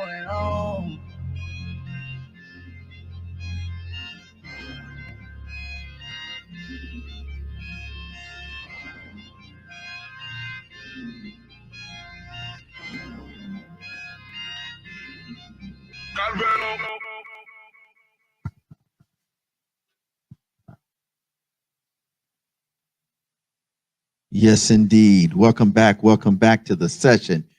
Wow, I hope you enjoyed it, man. That was a dope song by 1K Few already. If you already know, you better already be knowing. If not, that's why you tuned in to the session, Bible Beats and Bars.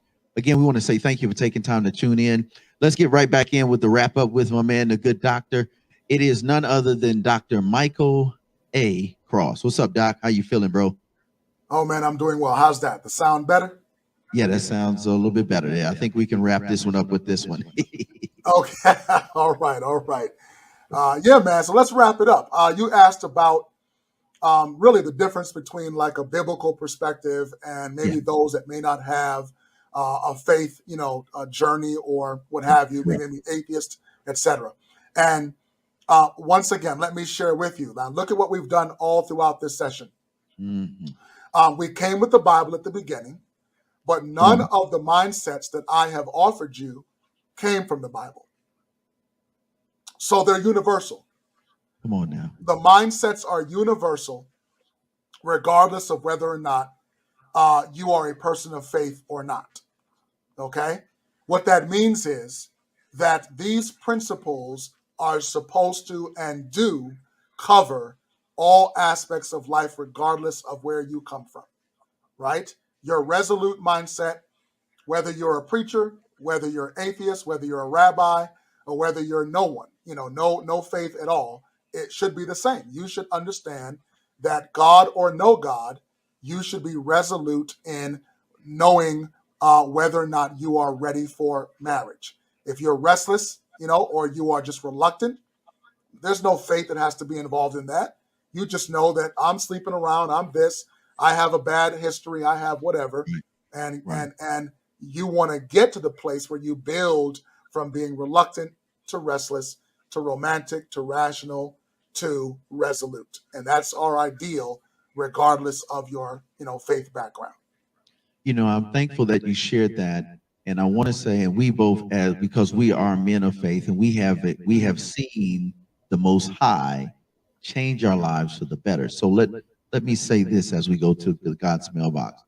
No matter where you are in your station of life, whether you consider yourself a person of faith, one that has a belief system that includes God or not, I will say this: that God is real, number one, and that if you do not necessarily believe or you don't believe, challenge him. He says, prove me herewith now that I am the Lord. I'm telling you I'm the Lord. I'm telling you I'm God. I can handle any and every difficult and challenging situation. So we want to encourage you that, because we know, I'm telling you, I personally know. I know Chap knows. And because of our personal journey, just like this is a journey to understand about relationships that lead to great marriages. But if you have a great relationship or build one, you will have one. And so we do God's mailbox. I don't know if you wanted to chime in on that, anything there, but I just wanted to make sure that we respect where you are, but we want you to know that God can and will restore if you allow Him to. Oh, absolutely. Yeah.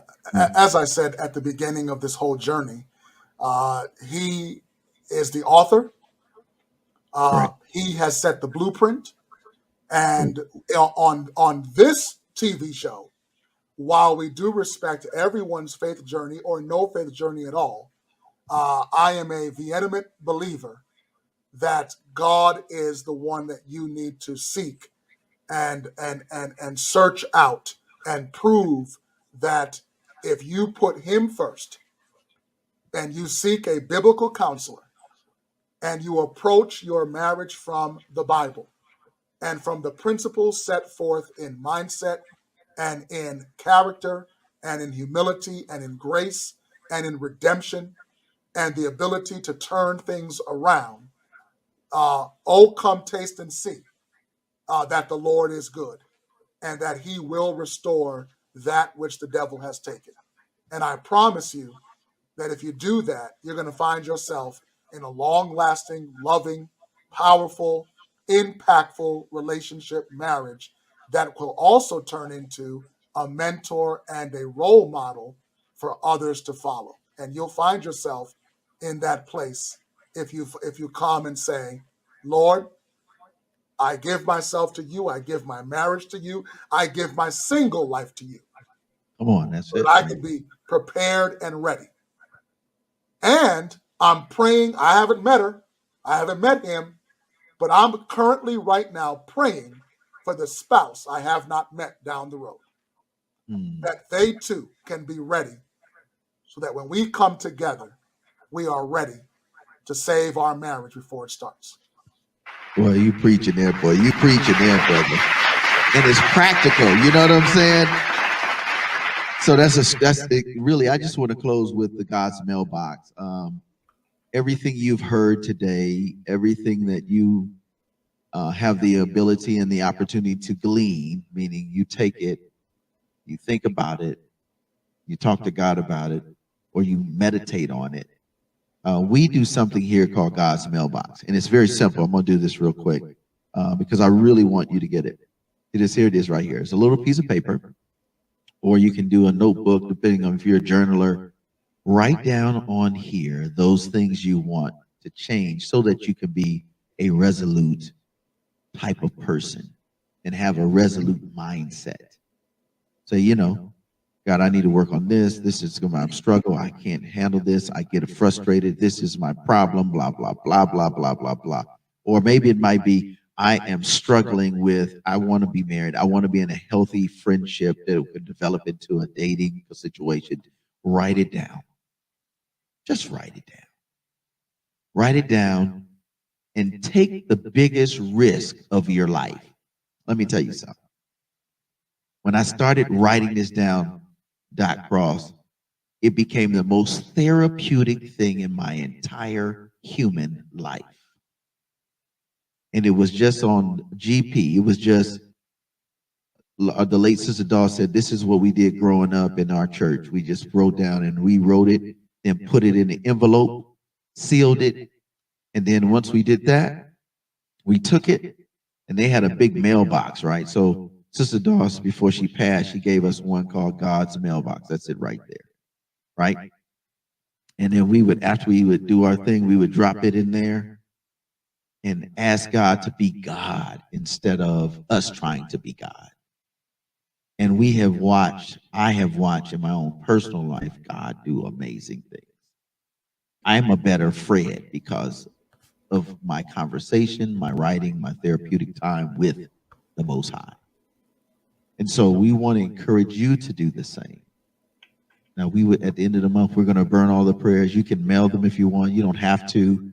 You can put it in what we do. We're going to burn it in an aluminum pan, and you'll see the prayers go as up to the Most High, and He's going to answer them because we don't read them, we don't look at them, we don't do any of that, none of that, because it's not us who can take care of it. Now, we can support you in prayer. We can do this. We can say, hey, man, anytime the phone is available, come by the office, come by the studio, blah, blah, blah. But we're not God.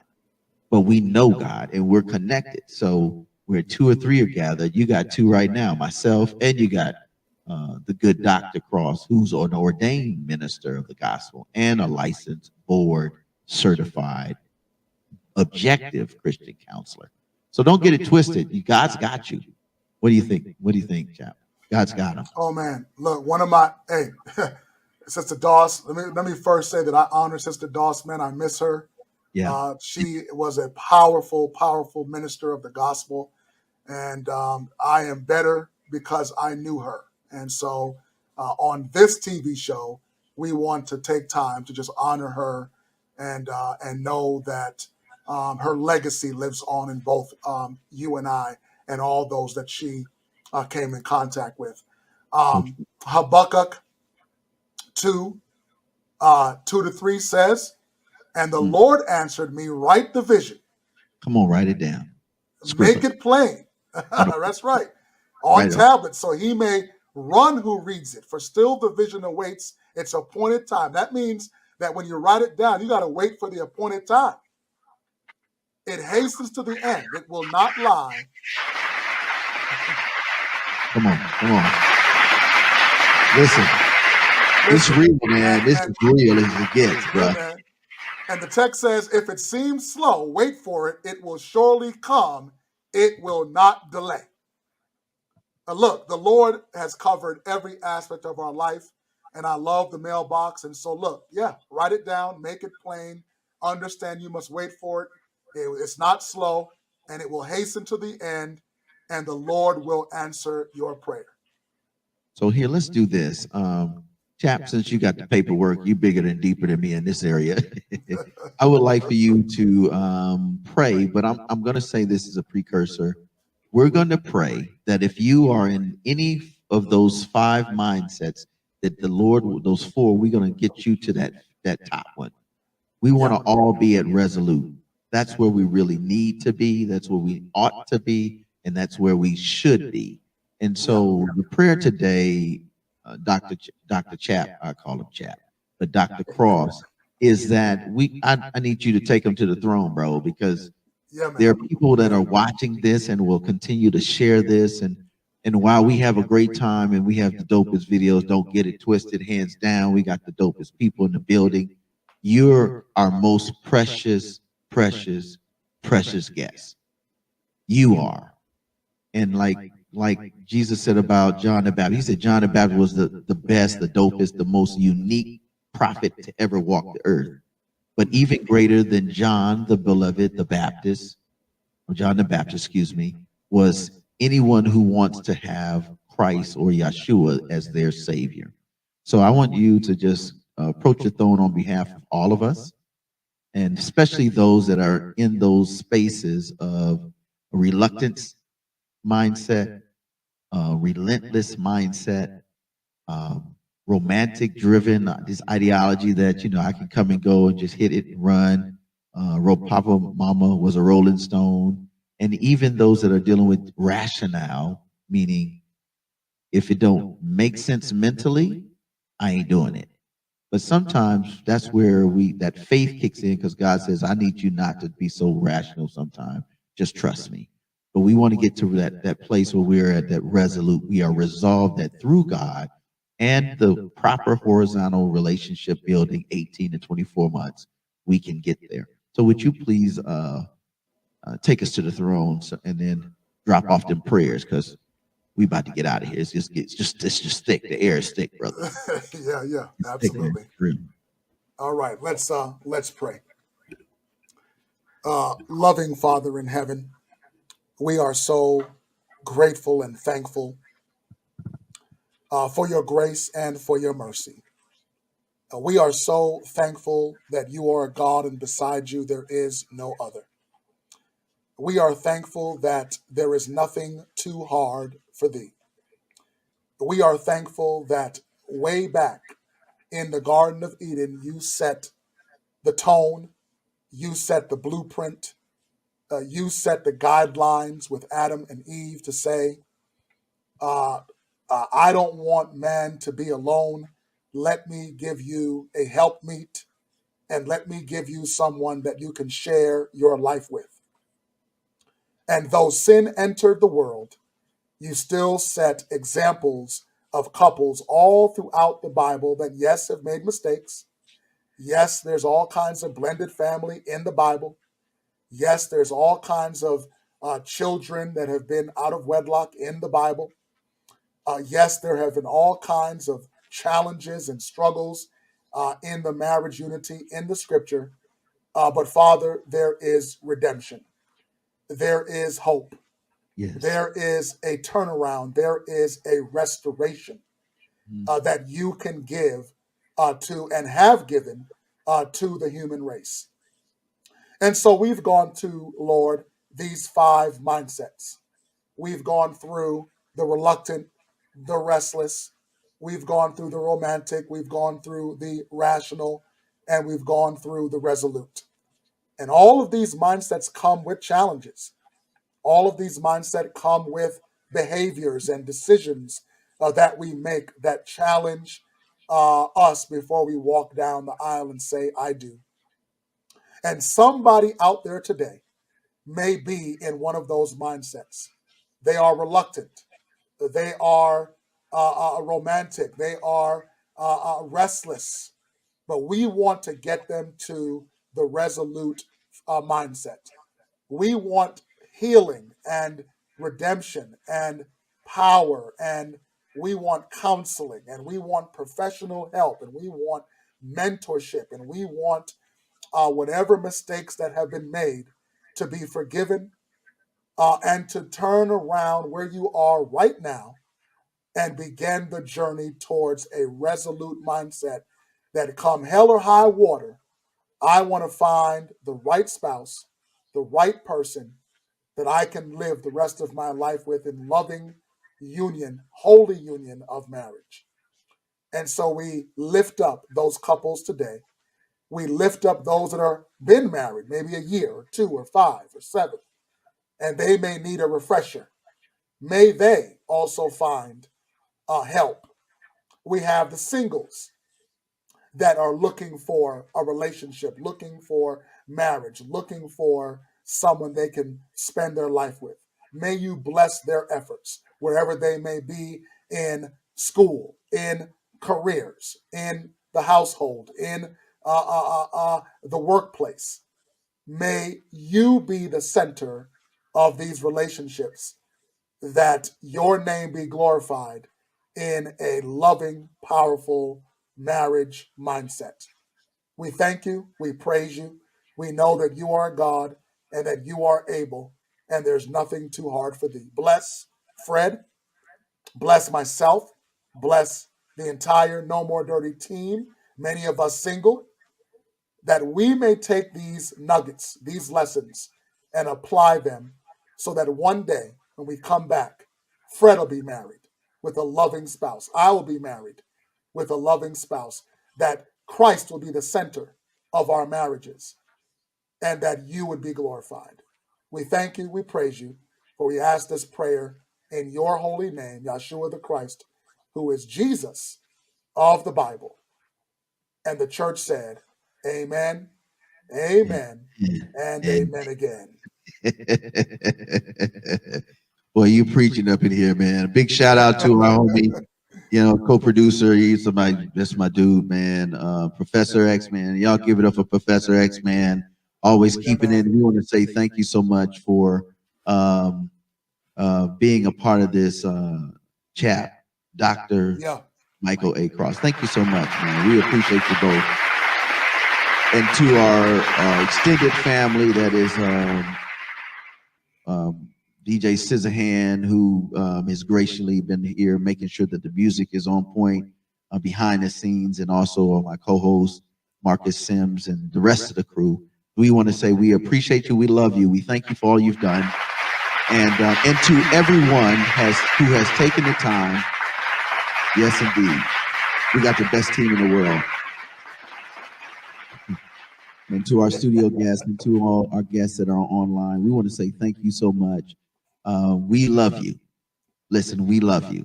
Anything we can do here at No More Dirty, you got that. You got that. If we can do it in our power, we will do that. Okay? So,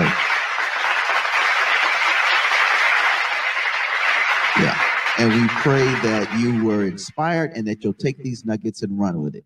So with that being defined, what are we doing next week, brother? What I mean, what's our next time? Because we got a concert next week, and then we're going to do that. So we might interwove you some in that too. But what is the next big topic we're going to be digging in on? Oh man, the next big topic is those pesky red flags. Pesky red flags, boy. Yeah, they are vital. They are important. You need to know about them. You need to see them. And you need to address them. And we're going to talk about going into a relationship, coming from single life, coming from past things that you may bring into the baggage and all those things, and those red flags that need to be addressed before you walk down the aisle. Saving your marriage before it starts is our goal. That's what's up. And then shout out to Ever Smith, who is going to be our featured artist. Band, they're going to be rocking out, man. It's called the Vision Blast. I mean, it's going to be great. So we'll do a live show there. We're looking at doing that right here, streaming it worldwide. Shout out to Ever Smith. You all will not be disappointed. I mean, you will not be disappointed. So on behalf of us here, we want to say we love you. We thank you. Hey, Professor X, if you want to take him out with something, that's cool. And don't forget, go to our website, nomoredirty.org. And we'll see you next time in Lock and Load. Don't forget to subscribe to the YouTube. Peace.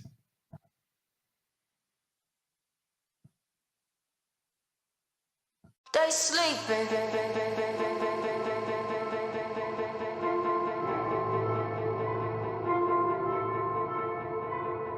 They sleeping.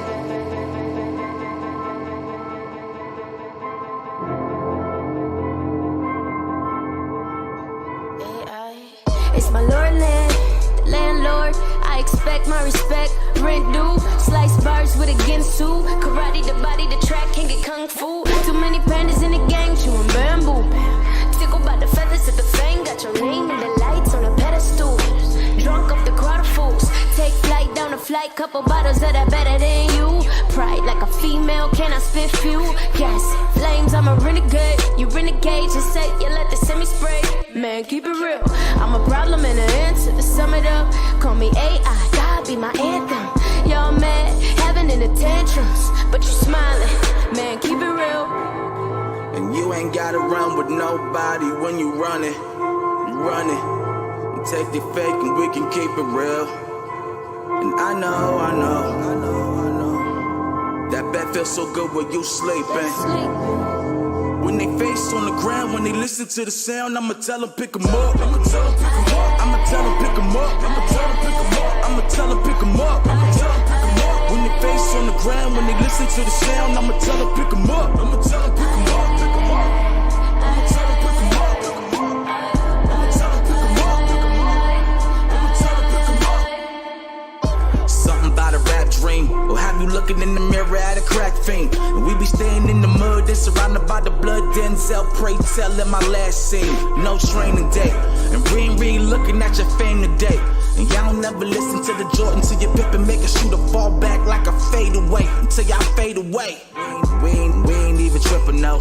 Left the bull back a long time, Thibodeau. And we was looking when the opposition ran out. Knowing not the hater, hoping it'll never pan out. I know Jehovah got a mission and a plan out. Even when the cross burned in, they got the clan out. Why I gotta try to go and curse a hater fan out? When that blocker make a hater fan out. And you ain't gotta run with nobody when you running. You running. You take the fake and we can keep it real. And I know that bed feels so good when you sleeping. When they face on the ground, when they listen to the sound, I'ma tell them pick 'em up. I'ma tell them pick 'em up. I'ma tell them pick 'em up. I'ma tell them pick 'em up. I'ma tell them pick 'em up. I'ma tell them pick 'em up. When they face on the ground, when they listen to the sound, I'ma tell them pick 'em up. I'ma tell them pick 'em up. I'ma tell them pick 'em up. I'ma tell them pick 'em up. I'ma tell them pick 'em up. I'ma tell them pick 'em up. We gon' tell them pick 'em up. I'ma tell them pick 'em up. Had enough of these Pharisees faking the facade they got on, got them all in amazement. No villain, not we. Students of the scrolls with a vision so keen. Wish a wolf would sneak, quick guillotine. Off with his head, never meddle with the sheep. Shepherd left a meadow with the sheep. Got the scriptures on my chest, about to load a magazine. Finna air it out, call it AI-15. Tell them who daughter you dealing with, Yahweh's. Jehovah my papa, I follow him always. I'm on my Aretha, just a little respect for the females. But they don't want a short round hair, like we ain't dropping bars round here, man, pick 'em up. And you ain't gotta run with nobody when you running. You running. You take the fake and we can keep it real. And I know that bed feels so good when you sleeping.